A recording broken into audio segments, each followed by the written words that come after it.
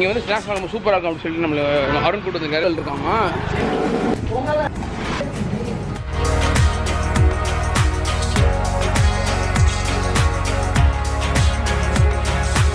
நிறைய பேர் 1000 ஜன்னல் வீடுக்கு போங்க அப்படின்னு சொல்லியிருந்தீங்க. இதுதான் அந்த 1000 ஜன்னல் வீடு.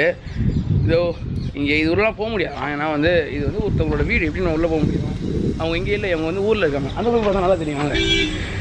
ஸோ எஸ், அவங்களாம் வந்து ஊரில் இருக்காங்க, லண்டனில் இருப்பாங்க போல், இல்லை யூஎஸில் இருப்பாங்க, யாருக்கு தெரியும். அவங்களோட வீடு மட்டும் தான் இங்கே இருக்குது. இது வீடு